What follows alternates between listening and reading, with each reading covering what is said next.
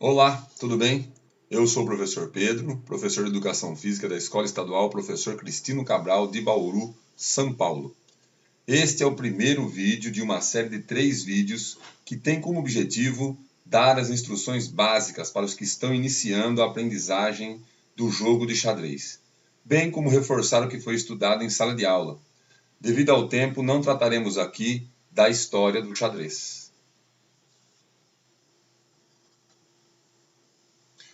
O jogo de xadrez é um esporte controlado pela FIDE, Federação Internacional de Xadrez.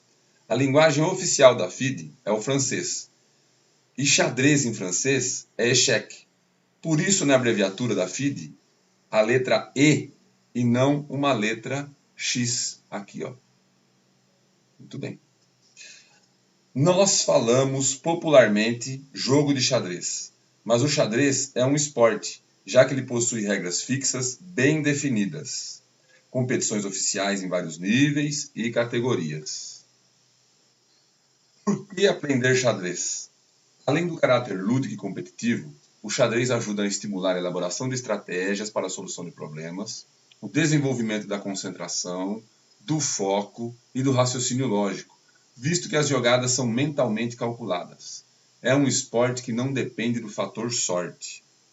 O único momento em que podemos dizer que há sorte no xadrez é quando ocorre o sorteio das peças brancas ou pretas.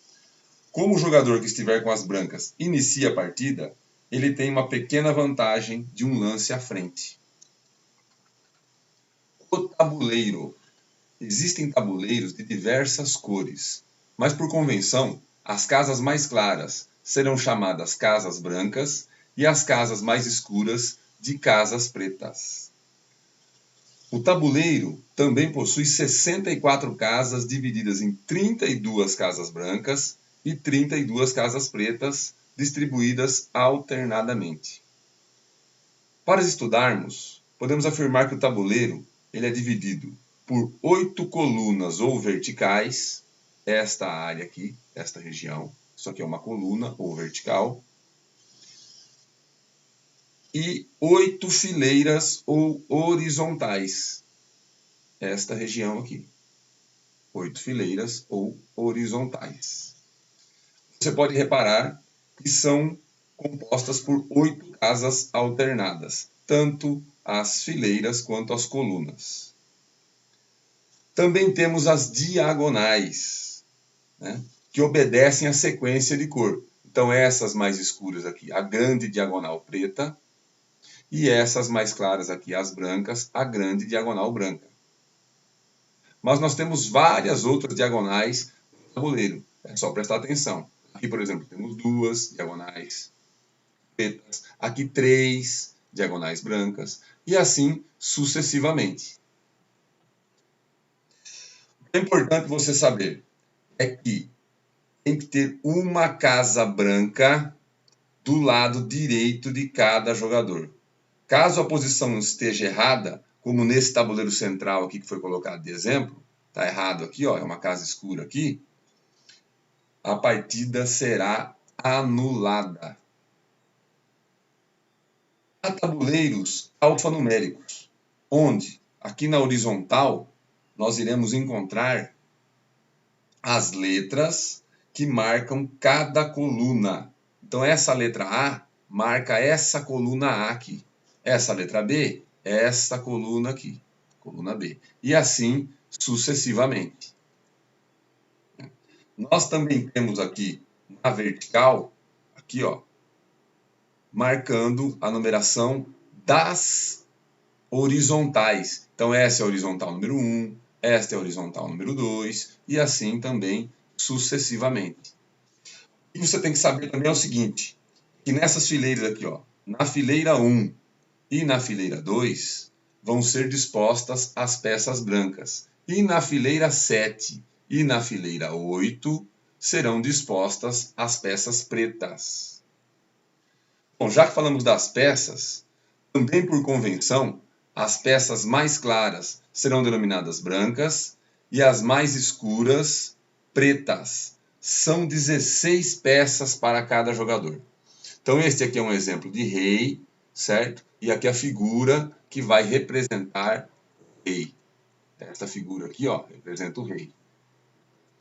A dama, esta figura aqui, e aqui a figura que representa a dama. O cavalo, a figura que representa o cavalo. O bispo, a figura aqui que vai representar o bispo. A torre, a figura que representa a torre. E aqui os peões, que é representado por essa figura. Nós vamos ter um rei para cada lado, uma dama para cada lado, 2 cavalos para cada lado, 2 bispos para cada lado, 2 torres para cada lado e 8 peões para cada lado. As peças, pessoal, podem variar muito por aí, muito mesmo. Há diversos tipos de peça no mercado, né? Vários, para todos os gostos. A gente aqui trabalha com esse tipo de peça. Modelo Stoughton, modelo clássico, né? Mais conhecido e muito bom para os iniciantes de xadrez. Mas você vai ter as suas peças e trabalha com aquelas que você quiser. O objetivo do jogo de xadrez é dar checkmate no rei adversário. Checkmate significa o rei está morto. Cheque é atacar, ameaçar o rei. Checkmate é atacar o rei e deixá-lo ameaçado e sem a possibilidade de ser movimentado. Oficialmente, o jogador só é obrigado a dizer cheque se o adversário não perceber que ele está em cheque e cometer um lance ilegal. Por exemplo, que é deixar o rei em cheque e mover outra peça. Isso é um lance ilegal. Então é isso. Se você capturou quase todas as peças do adversário, mas não deu checkmate, você não venceu a partida. E se você perdeu quase todas as peças, mas não levou o checkmate, você não perdeu a partida. Movimentação das peças e captura. Cada peça no xadrez possui movimentos específicos e qualquer peça pode capturar outra do adversário, que deve ser retirada do tabuleiro. Apenas o rei deve permanecer no tabuleiro para que possamos calcular se ele está em xeque, o rei está ameaçado, ou checkmate, o rei está morto. A captura, pessoal, não é obrigatória. Você captura se você quiser. Movimentação das peças e captura. O bispo. Os bispos são movimentados em diagonais. Então, o bispo que está em casa preta, ele pode se movimentar aqui na diagonal preta, certo? Nesta outra diagonal aqui também. O bispo de casa branca vai se movimentar na diagonal branca. Todo o movimento do bispo ele é dentro do seu raio de ação, que são as diagonais. Então, o bispo é movimentado quantas casas quiser, desde que não haja outra peça no seu raio de ação, no seu caminho. Então, por exemplo, esse bispo aqui, ele só pode andar essa curta diagonal aqui. Por quê? Porque a torre está impedindo o seu caminho. Aqui também, ele só pode andar até aqui. Por quê? Porque o cavalo está impedindo o seu caminho. Mas ele pode capturar o cavalo? Pode, pode. Nós já vamos falar da captura já já. O bispo pode voltar? Pode. Bispo, torre, dama, rei, cavalo podem voltar. A única peça que não volta é o peão, como nós vamos ver mais à frente. A captura é efetuada dentro do raio de ação da nossa peça. Aqui no caso do bispo, as diagonais. Como é realizada a captura? A captura é efetuada quando nós ocupamos o lugar da peça adversária com a nossa peça. A peça adversária é retirada do tabuleiro, né? Então, por exemplo, esse bispo pode atuar aqui em cima desse cavalo, na diagonal com esse cavalo. Então, eu vou retirar o cavalo do tabuleiro e vou ocupar o lugar dele. Pronto.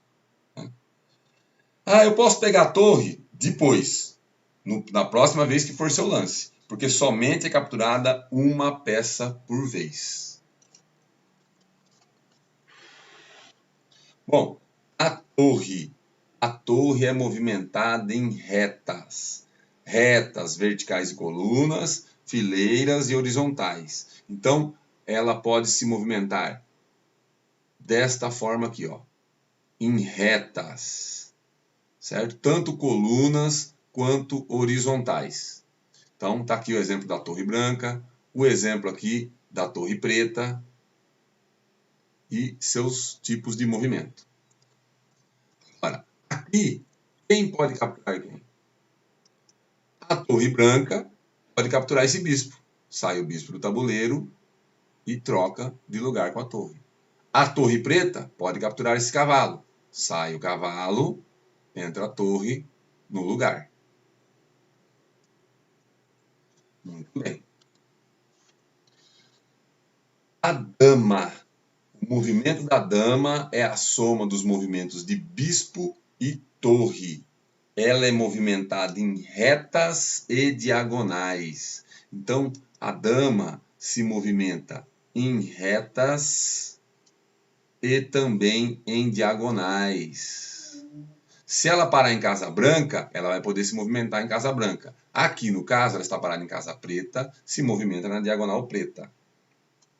Devido à sua mobilidade, ela é a peça mais forte do jogo. Do jeito que está aqui, a dama, por exemplo, pode capturar qualquer uma dessas peças. O rei é movimentado somente uma casa em qualquer direção. Então, o rei anda somente uma casa. O rei é a peça mais importante do jogo. Você capturou o rei do adversário, você cercou o rei do adversário, deu checkmate, você ganha o jogo. Você perdeu o seu rei, você perde o jogo. A dama é a mais forte, o rei a mais importante. Há várias maneiras de explicar o movimento do cavalo. De uma forma bem tranquila, podemos dizer que o cavalo, ele é movimentado 2 casas em linha reta e vira uma casa para o lado que quiser. Então, você pode dizer que o cavalo ele vai andar 1, 2 e ele vira para o lado que quiser. Certo? Então, vamos repetir aqui novamente. O cavalo ele anda 1, 2 e vira. De lado aqui também. 1, 2 e vira. O lado que você quiser. É preciso prestar atenção, que é muito interessante, o cavalo ele sai de uma casa escura e vai parar numa casa clara. Ele sai de uma casa branca e vai parar em uma casa preta. Sempre ele troca de cor. Aqui, para capturar, o cavalo também é o seguinte, ele salta por cima das peças. Então, não tem barreira contra o ataque do cavalo. Ele salta sobre as dele e do adversário. Então, por exemplo, esse cavalo preto aqui. Ele 1, 2 e vira. Ah, ele pode ocupar casa da cor dele? Não. Então, ele vai capturar aqui, no caso, a dama. Você retira a dama do tabuleiro e ocupa o espaço com o cavalo. Ah, e o bispo que ele passou por cima? Não captura. Não captura. Só captura onde para. O peão. O peão necessita de atenção na aprendizagem dos seus movimentos, porque ele é movimentado de uma maneira e captura de outra. Então ele é movimentado somente para frente. No primeiro movimento de cada peão, ele pode ser movimentado 1 ou 2 casas. Mas isso somente vale no primeiro movimento. Após o primeiro movimento, ele só vai andar de uma em uma. Então, se eu quiser andar uma casa com esse aqui, eu posso andar. Depois, quando for meu lance, novamente, eu quero andar 2 com esse, posso andar. Novamente, minha vez, posso andar 2 com esse. Posso andar 2 com esse aqui. Posso andar uma com esse. E assim vai. Só que só vale no primeiro movimento eu andar 2 casas. Não é obrigatório. E agora? Ele anda em linha reta, mas só captura em diagonal. Se houver uma peça, no caso deste peão aqui, tem um cavalo na frente dele, ele não pode andar mais. Não tem como ele se movimentar. No caso deste peão aqui também, não tem como ele andar. Tem uma peça na frente dele. E aqui no caso deste, também, não anda. Não tem como se movimentar. E como é que faz então?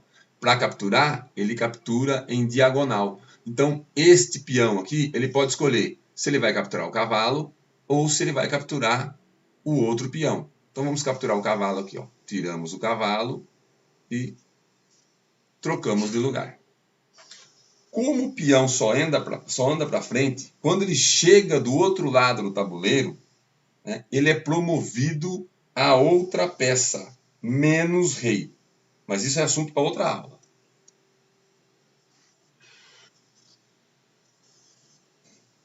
(14) aqui, relembrando, cheque é ameaçar o rei e checkmate é ameaçar o rei e deixá-lo sem a possibilidade de escapar.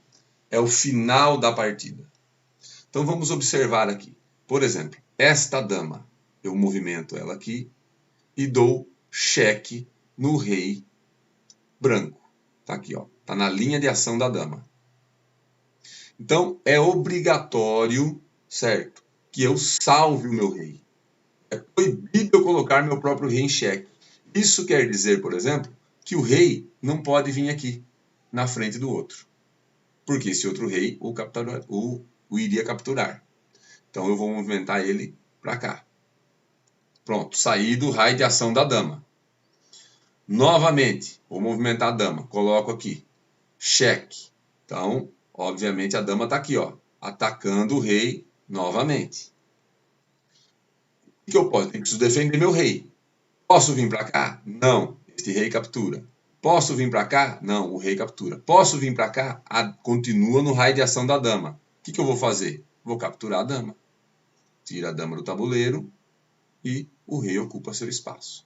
Então esse é o cheque. Cheque é quando o rei está ameaçado. E mate é quando o rei não tem saída. Joga novamente aqui as pretas. Está aqui a torre com o seu raio de ação atacando o rei adversário e indo até mais além. Todo esse raio de ação aqui é da torre. Então, não adianta o rei vir para cá, porque tem um raio de ação do outro rei. Ele está cercando tudo aqui. Então, não há saída. Quando não há saída, é checkmate. Não tem como eu movimentar meu rei mais. Então, o rei está atacado. Isso é muito importante, prestar atenção. Está sendo atacado e não tem saída. Revisando a captura. Uma peça pode capturar qualquer peça adversária que estiver dentro do seu raio de ação. A captura é realizada trocando as peças de lugar. A peça pode capturar somente uma peça adversária por vez. A peça capturada deve ser retirada do tabuleiro, menos o rei, para que possamos calcular se ele está em xeque ou checkmate. Exemplo de movimentos. Lembrando que o lance inicial pertence ao jogador que está com as peças brancas e o lance posterior ao jogador de posse das pretas, que assim irão se alternar durante toda a partida. Então, por exemplo, aqui, eu vou utilizar este peão. Dá para ele capturar esse cavalo? Não, ele só captura em diagonal. Então, eu vou capturar essa torre. Retiro a torre daqui e ocupo o espaço que ela tinha. Agora, o cavalo. 1, 2 e vira. Pode fazer isso o cavalo? Pode fazer isso. Retiro o peão, coloco o cavalo em seu lugar. O cavalo está dando cheque no rei branco. 1, 2 e vira. Então, é obrigatório defender o rei branco. Então, eu vou defender aqui capturando o cavalo. Essa é uma das opções de defesa. Então, mas eu escolhi essa. Então, vou retirar o cavalo e vou ocupar o lugar que ele estava. Jogam agora as peças pretas. Então, agora eu quero que esse bispo aqui, que anda em diagonal, que tem esta diagonal aqui, atacando esse peão, vai fazer a captura dele. Aqui, ó, retiro o peão do tabuleiro e ocupo o lugar dele. Jogam novamente as peças brancas. E no raio de ação aqui da torre está o bispo preto. Posso capturar? Posso capturar. Vamos lá. Vou retirar do tabuleiro o bispo e colocar a torre em seu lugar. Jogam agora as peças pretas. E no raio de ação da dama, eu tenho aqui, ó, um peão. Ótimo. Vamos efetuar a captura então. retira-se o peão do tabuleiro e a dama no lugar. E está aqui a dama, dando cheque no rei adversário e impedindo que ele vá aqui para a frente e aqui para o lado. Então, o que eu devo fazer? Como eu devo proceder? Como eu devo salvar meu rei? Eu tenho aqui duas opções. Obrigatório salvar o rei. Ou eu venho para esta casa, ou eu capturo a dama. Então, eu vou preferir capturar a dama. Tira a dama do tabuleiro e pronto. Está feita a captura. Então aqui vocês viram um resumo de todos os movimentos, de todas as peças do xadrez, bem simples, bem básico. Certo? Então, agora, pessoal, a colocação inicial das peças. Lembrando, casa branca do lado direito do jogador. Então, nós temos que ter aqui, ó, do lado direito do jogador, uma casa branca, para que seja colocado as peças de forma correta, senão a partida é anulada. Como é que eu coloco as peças? Então, por exemplo, eu vou colocar torre, cavalo e bispo. Do outro lado, a mesma sequência, de fora para dentro. Torre, cavalo e bispo. Tá aqui. Sobraram 2 lugares aqui no tabuleiro. Então, siga esta regra simples de memorização. Dama branca em casa branca. Dama preta em casa preta. O rei é onde sobrou o espaço aqui. E os peões? Todos os peões vão à frente. Todos os peões à frente. Então, a posição inicial das peças, no final, será essa. Lembrando que fica aqui, ó, né? A horizontal do 1 e 2 ficam as peças brancas e a horizontal 8 e 7 as peças pretas. Você pode observar que nas colunas você vai ter a mesma composição. Aqui no caso, por exemplo, um peão e uma torre, um cavalo e um peão, peão e bispo, dama em frente de dama aqui, ó, o rei e um peão, e rei e peão. Então a composição é semelhante, certo? É um espelho. Nós podemos dizer aqui que é um espelho. Bom, essa tocada é essa movimentada. Menos em caso de ilegalidade. 3 lances legais é igual a uma derrota. Como assim um lance legal? Colocar o próprio rei em xeque, deixar o rei em xeque é lance ilegal. 3 lances ilegal, você perde a partida. E é proibido pegar uma peça e ficar calculando que jogada é possível fazer. A peça que for tocada deve ser movida imediatamente. Se você for arrumar uma posição de uma peça, o adversário deve ser avisado. E você só toque na peça do adversário quando for capturar, né? Então você vai arrumar sua peça, você peça lá, com licença, vou arrumar minha peça aqui, ou em francês, a job, e aí você arruma a peça, sem problema nenhum. Mas sempre avisando o adversário. Quem começa o jogo? Os adversários devem se cumprimentar antes do início da partida. O jogador que controlar as peças brancas começa a partida. Em partidas oficiais, em que são usados relógios específicos para o xadrez, é o jogador que estiver de posse das peças pretas que, após o cumprimento cordial entre os adversários, aciona o relógio. Então, o relógio é um elemento que nós vamos introduzir mais à frente em nossas aulas. Mas um instrumento importante, né, porque senão as partidas iriam demorar demais. Bom, pessoal, próximo vídeo, movimentos especiais ou extraordinários.